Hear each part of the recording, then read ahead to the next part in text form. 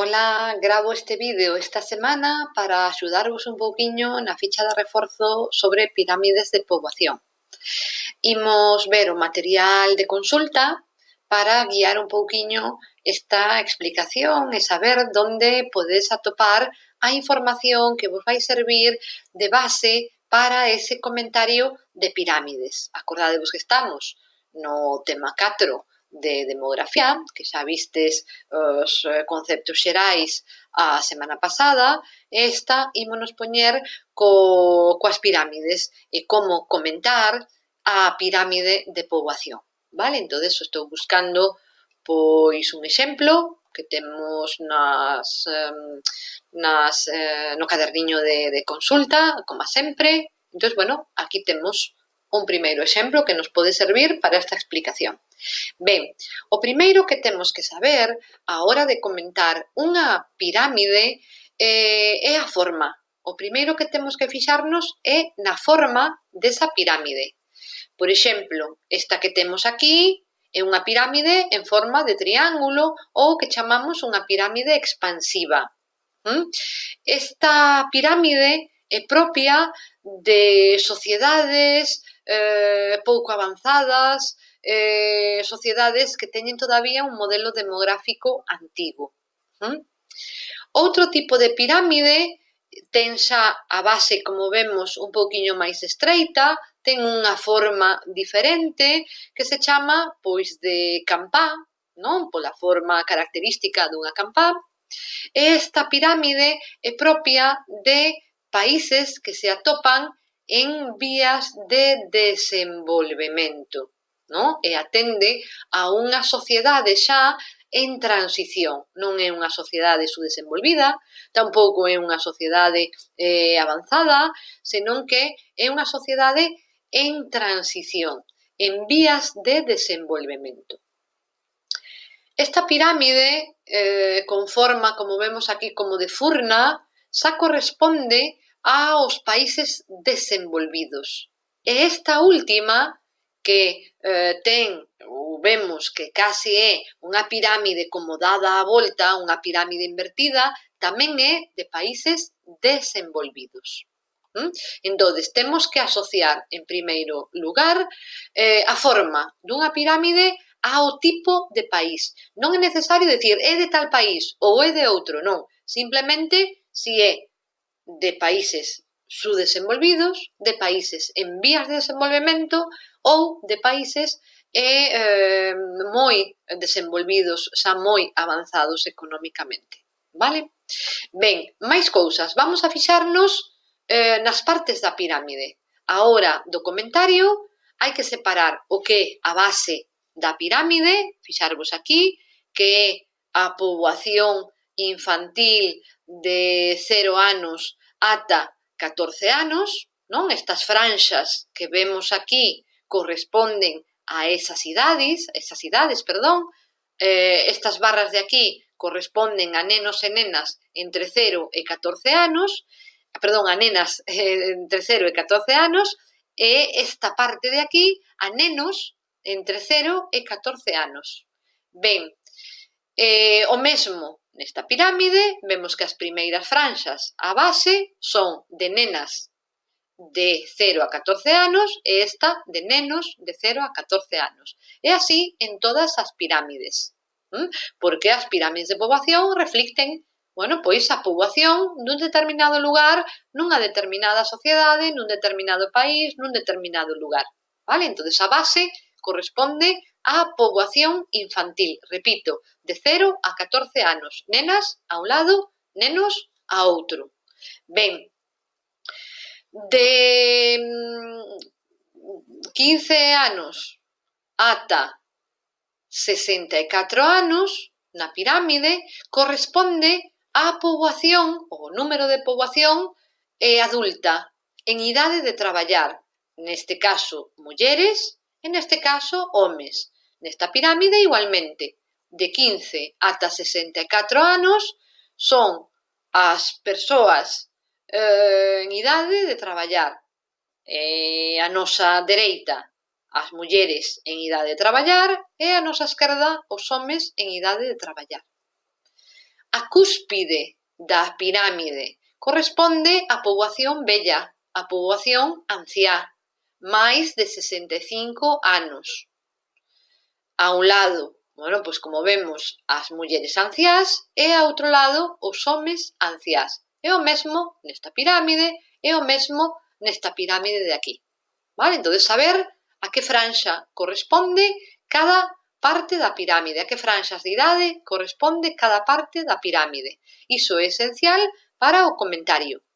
Ben, imos ver o que nos transmite cada parte da pirámide, o que nos di cada parte da pirámide. Por exemplo, a base, dixemos que é a poboación infantil, de 0 a 14 anos. Entonces, temos que fixarnos como é esa base. Si é moi ancha, quere decir que a taxa de natalidade e, polo tanto, a de fecundidade é moi alta, quere decir que nacen moitos nenos e nenas, que o número de fillos por muller é alto.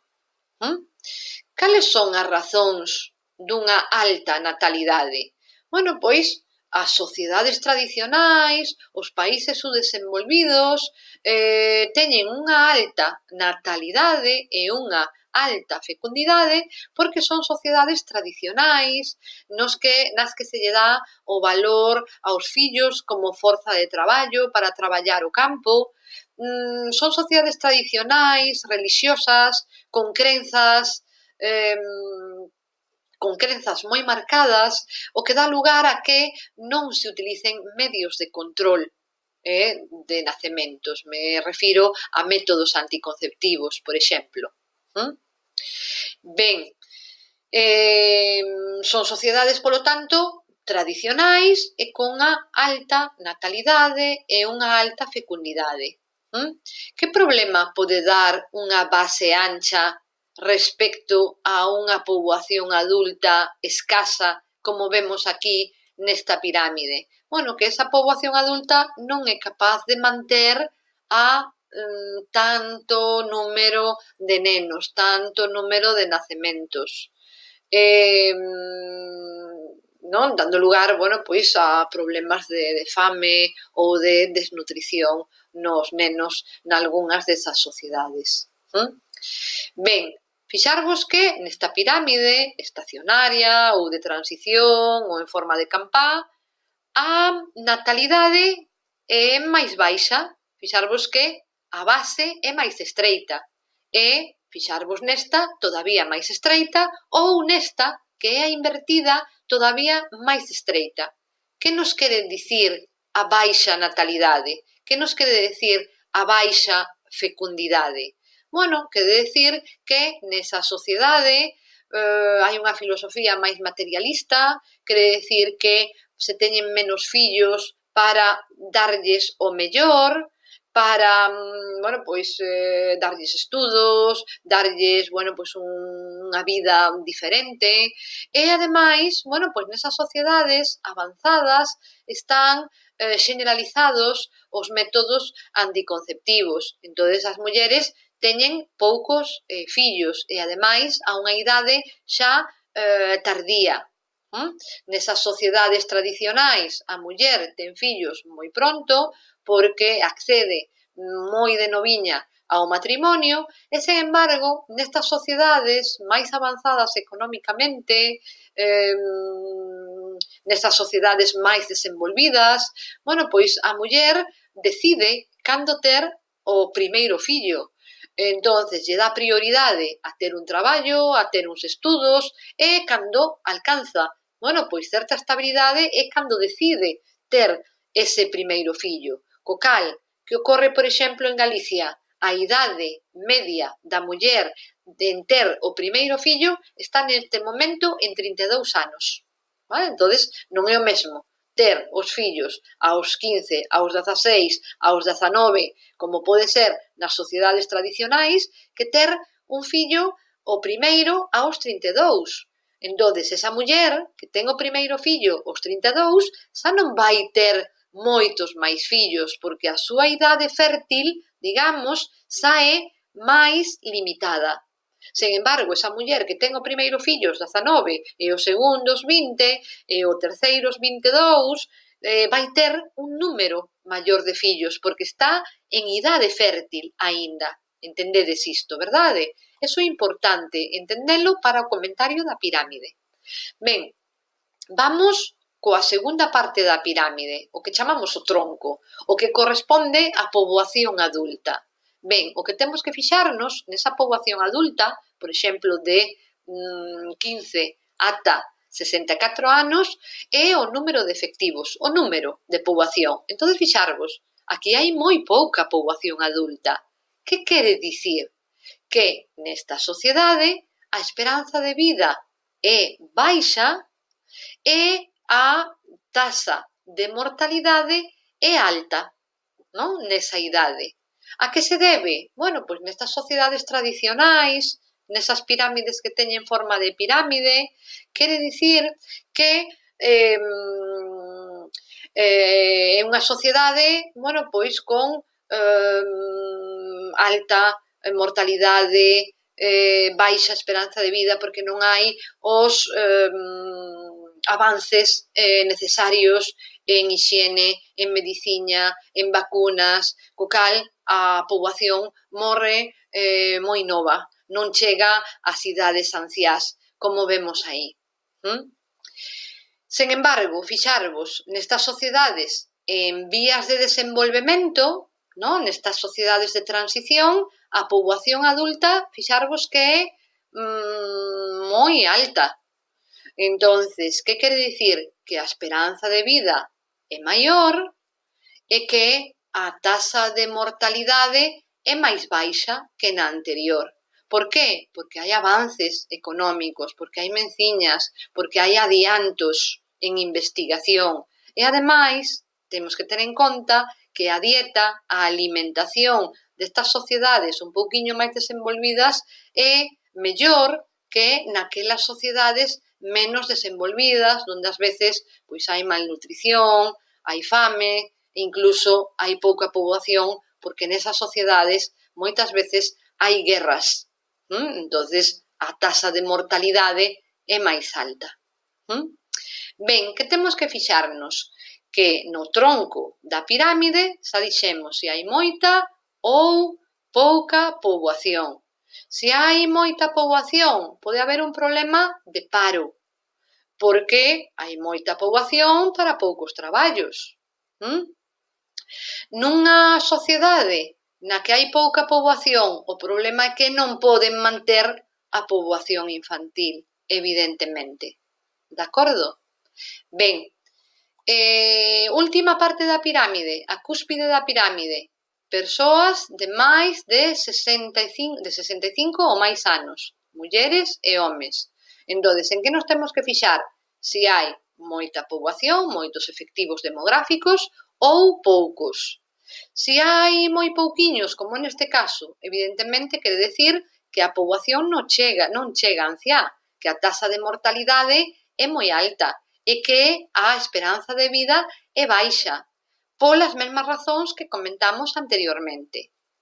Sen embargo, nestas sociedades en transición máis desenvolvidas, fixarvos que a poboación chega a anciá debido a eses avances dos que falamos antes, non? Entonces chegan a anciás, a esperanza de vida quere dicir que é alta e a taxa de mortalidade é máis baixa. E logo, nestas sociedades moito máis avanzadas, que teñen un modelo demográfico moderno, que son as sociedades, por exemplo, na que vivimos, en Occidente, en Europa Occidental, tamén Xapón, non? Como vemos aquí, fixarvos que a poboación anciá é aumenta moitísimo. Fixarvos que gran cantidade de poboación anciá. Que quere dicir? Que a esperanza de vida é moi alta. Pensade que en Xapón, na actualidade, ou en Galicia, ou en España, na actualidade, a esperanza de vida é de máis de 80 anos. Estamos falando incluso máis de 83 anos. Estamos falando dunha esperanza de vida moi alta, debido a eses avances, debido ás vacunas, debido a esa boa alimentación. Que ocorre? Fixarvos que pode dar lugar a un problema que estamos a vivir agora, que é o seguinte, que a poboación anciá cada vez é maior. Fixarvos aquí, por exemplo, nunha pirámide invertida, fixarvos a gran cantidade de persoas maiores de anciás que hai, incluso fixarvos xente que chega a 100 anos e máis de 100, cada vez é máis número, e iso conleva un gasto en pensións, un gasto en medicamentos, un gasto en residencias de anciás que o Estado moitas veces non se pode permitir. Por iso falamos da crise do estado de benestar, que quere dicir que non lle pode dar ou asegurar a esas persoas maiores no futuro, pois esos medicamentos, esas residencias, os gastos en hospitais e, sobre todo, as pensións de estas persoas maiores, que é o problema que estamos a vivir na actualidade nos países desenvolvidos. Outro apunte importante, fixarvos que en todas as pirámides hai máis poboación avellentada feminina que poboación vella masculina. Fixarvos, sempre as franxas de idade na cúspide da pirámide son máis longas nas mulleres que nos homes. Fixarvos aquí tamén, sempre máis longa a franxa de idade na muller que nos homes, que quere dicir que hai máis mulleres anciás na actualidade que homes anciás.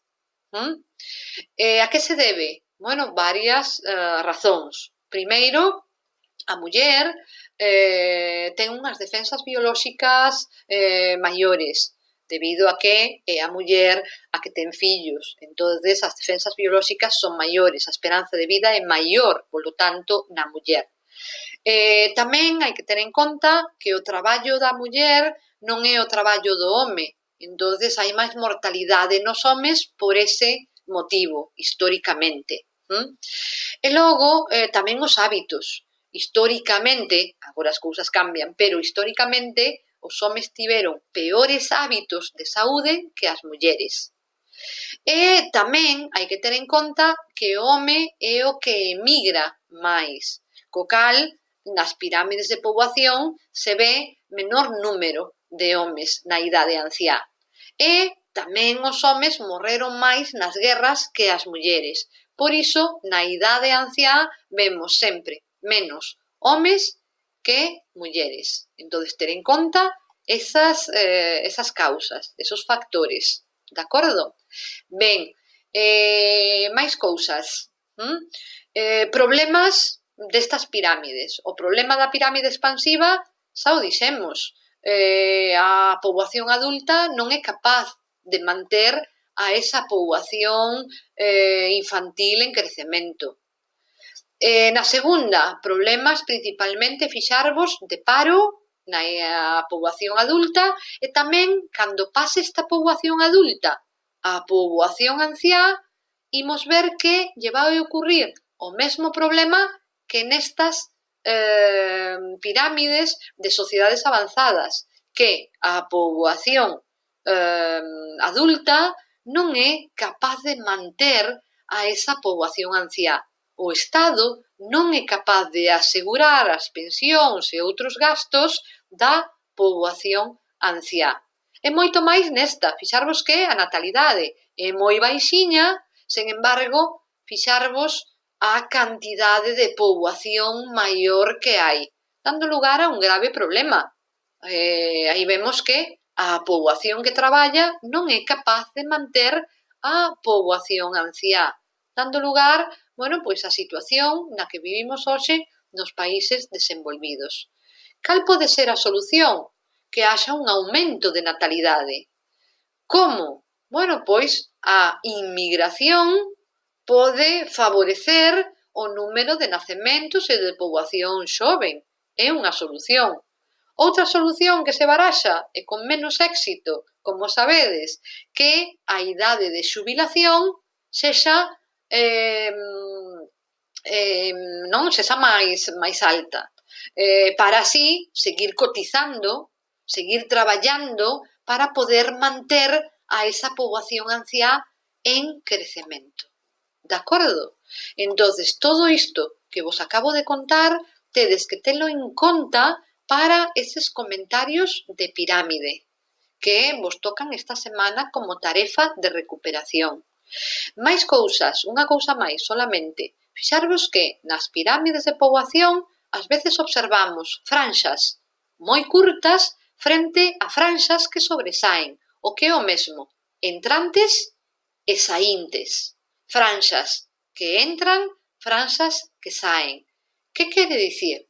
As que entran, os entrantes, que falta poboación, que houbo ou que pasou algo, algún acontecemento que deu lugar a ese entrante de poboación, vale? Entrante quere dicir falta de poboación por determinadas circunstancias. Por exemplo, pois unha crise económica que deu lugar a menores nacementos, ou, por exemplo, unha epidemia que deu lugar a mortes nesas idades, ou unha guerra, por exemplo, e nos saíntes quere decir aumento de poboación. Que quere dicir? Que a poboación aumentou porque se deu unha situación económicamente boa e que deu lugar a maiores nacementos, maior tranquilidade, maiores nacementos, mellor situación económica, ou que o propio Estado facilitara, non, esos nacementos a través de axudas. Tamén, entonces, todo isto telo en conta para o comentario. De todos xeitos, aínda que vos explico isto neste vídeo, acordádevos que toda esta información a tedes aquí, no punto 4.4, causas e consecuencias destes modelos. Entonces, aquí se explica as causas, vale, da baixa natalidade ou da alta natalidade ou a reducción da mortalidade. Bueno, tedes aí as causas e consecuencias deses diferentes modelos. E aquí tamén explicados un pouquiño a natalidade, a fecundidade, a mortalidade de cada un deses modelos que acabamos de ver nas diferentes pirámides. De acordo? Entonces, nada máis, espero que vos resulte de axuda esta explicación para facer ben a tarefa desta semana. Veña, ata a próxima.